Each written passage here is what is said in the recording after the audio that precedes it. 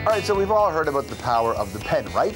Well, few know more about what that actually means than Salman Rushdie. I mean, not every author has had a bounty on his head for something they wrote. That something for Salman was called the Satanic Verses, and that changed Rushdie's life forever. We'll get to that. Let's go back to the beginning. All right, he was born in Mumbai, India, formerly known as Bombay.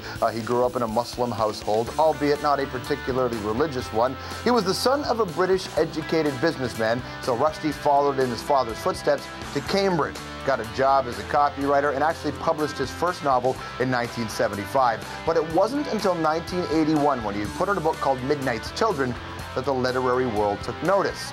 That novel is about a boy born on the eve of India's independence, and it got him the Booker. Now fast forward to 1988, where most of the world found out about Salman. He published a book called The Satanic Verses, and all hell broke loose. Salman Rushdie claims the book was pure fiction, but Muslims around the world didn't care. They called it blasphemy. They accused Rushdie of insulting Islam, disrespecting the Prophet Muhammad. There were your obvious events, right? The protests and the riots. La ilaha illallah! The book was banned in several countries. Even some bookstores were bombed. Then in 1989, well, Iran's Ayatollah Khomeini put a fatwa on Rushdie's head. He offered millions to anyone who would kill the author. That forced Rushdie into hiding, where he stayed for nearly 10 years. He kept doing some writing and such, but now the fatwa is in a bit of a no man's land, because Iran had to soften its stance in 1998 in order to restore relations with Britain. Although there are Muslim hardliners who still call for Salman's death. Rushdie, though, has started to show his face again, even taking the piss out of himself by playing an uppity writer when he acted in Bridget Jones's Diary. The problem with Martin's definition of the novella is that it really only applies to him. Last year, Rushdie's safety was an issue again when he was knighted by the Queen, but Sir Salman is still writing. He's got a new novel called The Enchantress of Florence. Ladies and gentlemen, Salman Rushdie.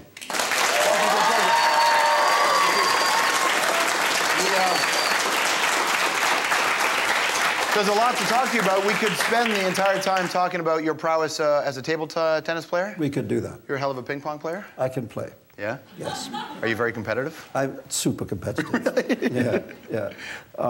Yeah, there's a bunch of us who get together at the weekends and hate each other.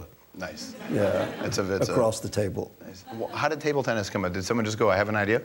No, it's just because you discover in New York how many people play when you start asking them. And we discovered suddenly there was this whole bunch of people saying, oh, you play table tennis? I play table tennis. So it's become like an informal club. Oh, no, not bad at all. Okay, let's talk about the book. For those who haven't got to it yet. Yeah.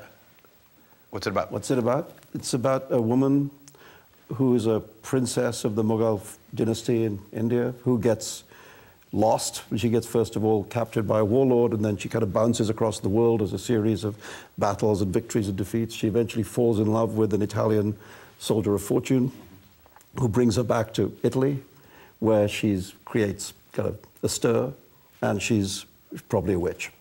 Probably. Yeah. That's part of what it's about. A lot of tulips. There's a lot of tulips, and in fact, I just got invited recently to speak at the Ottawa Tulip Festival, and I thought, what an amazing coincidence. For the first time in my life, I've written a book which has tulips in it. Right.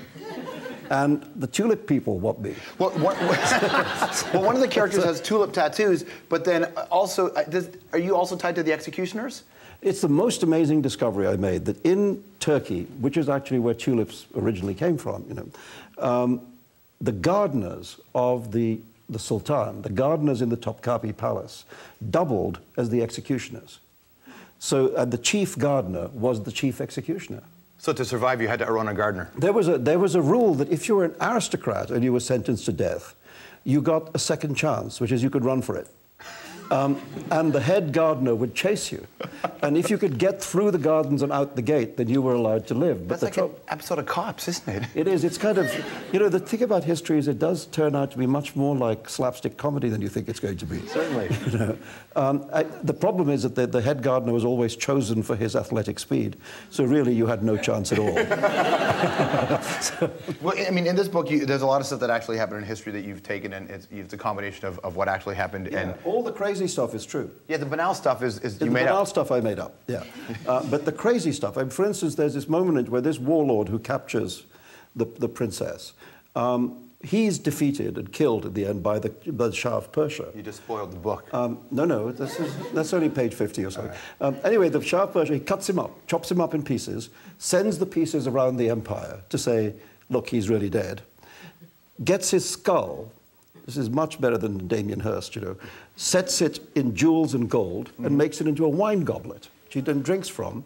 And then he has a better idea. He sends it to the Ottoman Sultan on his western frontier to say, this is what I just did to the guy on my eastern frontier, and since you're on my western frontier, I thought you'd like to see. Right. Very helpful.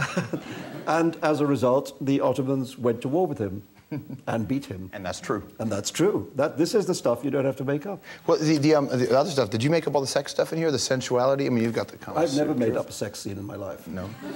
Or is it, what do you mean? But on the cover... On the cover, that's not you, I assume. No, I know. You need a magnifying glass because, as so often in life, it's a little small. Let us just say, yeah, all too true, buddy. But a lot of that plays into this book. Yeah, no, it's one of the things, the pleasures of the world that I was discovering, both the world of the Mughals in India and the world of the High Renaissance in Italy, is what a sensualist, kind of hedonistic world this was. You know, the Renaissance was a time of really, you know, overindulgence in alcohol and things like that, and there were kind of orgiastic scenes at the courtesans' houses, and the Mughals were notoriously overindulgent in opium. I mean, one of the sons of the Emperor Akbar actually died before he even reached adulthood because of overindulgence. So there was a lot of open sensuality going on, and it was one of the things that, in a way, made the two worlds into mirrors of each other. So lots of sex. What's also interesting for you about this book is people are talking about your writing again. Yes, and I know. Which is a big departure from the last No, while. I mean, you know, this was, in a way, the biggest damage that was done to me by those events that you showed, is that it made people think of me as primarily a political person and not as an imaginative artist. It looked like it stole your identity. That's what it seemed like. Well, there were so many Salman Rushdies that got invented around that time, you know, that for good or evil, people who were on my side invented one kind of me, and people who were not on my side invented other kinds of me. And there were all these me's walking around, you know, and I kept having to try and tell people that actually none of those are me, because this is me, I'm not that. And I would walk into rooms and I could see on people's faces another me that they thought they were meeting, you know, and I would have to get rid of that person before they could actually see who I was. So I do think there's something about this book. I think maybe because there's such a kind of, I hope, a kind of joy of story in it, that it felt to me like going back to the beginning. You know, why did I become a writer? You know, I didn't become a writer to become some kind of political hot potato. I became a writer to find the best stories I could to tell, and tell them, hopefully, without messing them up. Does an author know, well, I mean, because you know with Satanic Verses that you were doing something that somebody wouldn't like it, but does an author know when they're on the verge of something like that happening? Well, I remember when I finished Midnight's Children, I remember thinking, you know, I think this is quite a good book. And I also remember thinking, well, if people don't think that, then I obviously don't know what a good book is, and I should stop wasting everyone's time. You know, but I did feel that there was something about it, and I mean, hopefully, I mean, fortunately for me, people agreed. Which gave you more notoriety, having a fatwa on your head, or being part of a co-writing of a U2 song? U2. Yeah. No question. Those guys, they make trouble. How do you get to write that? No, it was when I wrote my novel, The Ground Beneath Her Feet, before it was published, I wanted to check that I hadn't made dumb mistakes about the music industry. Right. So I sent the book to a few. I mean, I have quite a lot of friends and people know about me and U2, but I have quite a lot of musician friends. Mark Knopfler, Lou Reed, quite a lot of people. Oh, Dire Straits. So I sent the manuscript to a few people, just saying, look, if there's stupid mistakes, tell me now, so I can fix it before the book comes out. And I sent it to Bono, I sent it to the manager of U2, Paul McGuinness, and Bono, found in the novel this lyric of this imaginary song, as I thought, The Ground Beneath Her Feet, which one of the characters writes about the woman he loves when she dies in an earthquake. So literally the ground beneath her feet. Yes, she's killed in an earthquake, and the ground beneath her feet opens up. And so the song was about that. It's a kind of love song, sad love song for a dead girl, you know. And he liked it, Bono. So he called me up and he said, I've written a tune, and I think it's pretty good. And then he wouldn't play it to me or send it to me. I had to go to Dublin, and he played it to me in his car. Sports I had car? to go, yeah, no, it wasn't. It had leopard skin seats and stuff. But you know what? But also, you know, it had one of the most kind of extraordinary. I mean, the sound system is not like the sound system in your car. Right. I mean, the entire. How do you know, Rushdie? You have a hell of a system. Well, No, I'm just put kidding. it like this: the entire trunk was essentially sound system.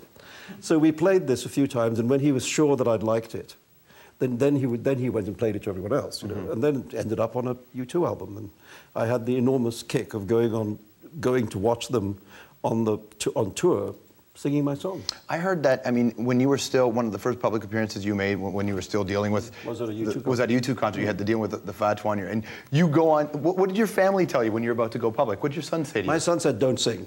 That's all he cared about? He said he was a teenager. He said, "Dad, just don't sing." and I just thought, of course, there was no chance that they didn't get to be U2 by letting me sing. Yeah. You know? But I just to sort of tease him, I said, "Well, why not? You know, it's quite a good backing band. Those Irish people, maybe I could sing." Yeah. And he said, "Dad, you don't understand. If you sing, I'll have to kill myself." All right, I hear you're a music lyrics guy, so I'm going to throw some lyrics by you, see how you do. God. All right, All right, yeah. It's key year. This is when you were 20 at Cambridge. Finish these lyrics, Salman Rushdie. Picture yourself in a boat on a river with tangerine trees and marmalade skies. Yeah, well, it's Lucy in the Sky, but I tried to remember, somebody calls you, you whisper quite slowly, the girl with kaleidoscope eyes. Got it. That it? Answer with bird count. All right. How about this one? This is actually somebody who popped up in one of your books, and I think you met him. Let's go back to 1972. The lyric I'll give you is, "Just a perfect day, drink sangria in the park." Yeah, well, it's a perfect day. But, and later, when it got dark, we went home. Lou Reed, perfect day? Lou Reed, yeah. Well done. Looks like that's pretty good. All right. The year you published your first novel, maybe my favorite lyric in rock and roll. "She was married when we first met, soon to be divorced." That beats me. I helped her out of a jam. I guess I used a little too much force. From Bob Dylan's It's Tangled Up in Blue. Oh, It's Tangled Up in Blue. On one of your, do you think it's his best record, don't you? I do. Oh, I do. Blood on the Tracks. Yeah, I think it is. I'm ashamed that I didn't get Tangled Up in Blue. You're on the spot, man. I gave you Lou Reed. No, it's because you didn't say it in meter. Oh, no. Is that so? All right. All right, Salman Rushdie, finish this lyric. And although it's always crowded, you can still find some room. Oh. This is a big record for you. Yes, it is. And I've forgotten it. You have to give me some more. We're broken-hearted lovers. Oh, is it Heartbreak Hotel? It is, yeah. So, Heartbreak Hotel. Yeah, it is, isn't it? Thank you very much for coming. Salman Rushdie's got a book called The Enchantress of Florence. That's the name of the book. Great to see you. Thank you very much. You did pretty good on the lyrics as well. We'll be right back.